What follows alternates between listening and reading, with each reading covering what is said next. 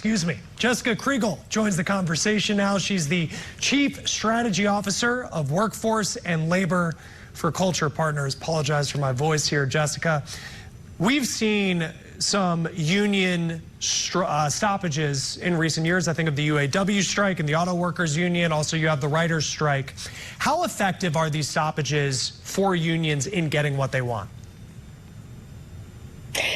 Well, it depends on the industry that they're in and the impact that the strike will have on the American consumer and public outrage.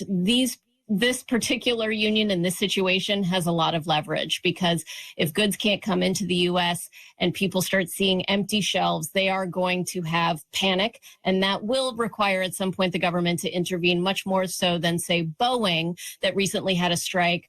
We don't anticipate that strike to affect the American consumer until well into next year regarding travel in the summer, if at all. And so there's less leverage there. The other thing that we need to pay attention to is what these strikers are asking for and the amount of sympathy that they're going to get from the American worker. So asking for larger wages, I think that gets a lot of sympathy right now, given the cost of living. Asking for a ban on automation, I don't think is going to get as much sympathy, because it's antithetical to the American dream, to the progress that we make in business generally, and the ability for organizations to do so remains part of that American dream. Yeah, and how realistic is it to actually hold back the automation from happening, like using cranes and certain other pieces of technology in a yard?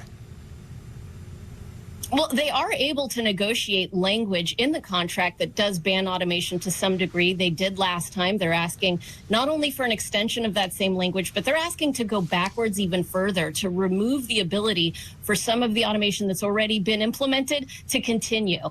And ultimately, with this contract for the next 6 years, I would suggest that these dock workers upskill their ability to find other jobs elsewhere, because this isn't a long-term sustainable plan. You cannot say that we're never going to automate within an industry for the rest of all time. This is perhaps just a short-term stopgap to get them the skills that they need to be able to find other employment, because ultimately this will all get automated. The American public will demand it.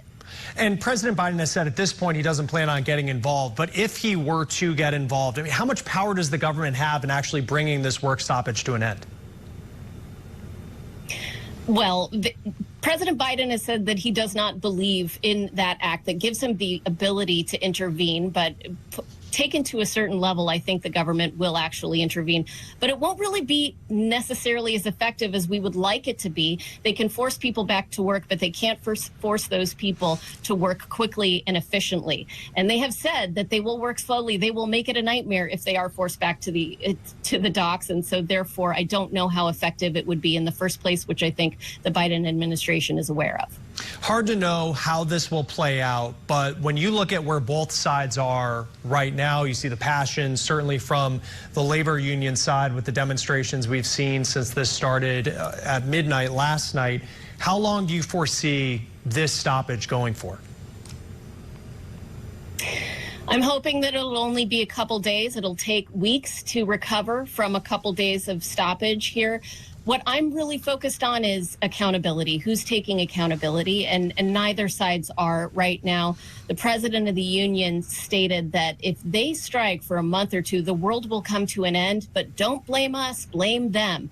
And that lack of accountability, I don't think serves any purpose. At Culture Partners, we redefine accountability to be a personal choice to focus on what you can control. And there are ways to make that choice to focus on what you can control beyond just saying, blame them and point the finger at someone else. That's not going to make anyone win. All right, Jessica Kriegel with Culture Partners. Jessica, always great to have you. Thanks for your insight. Thanks for having me.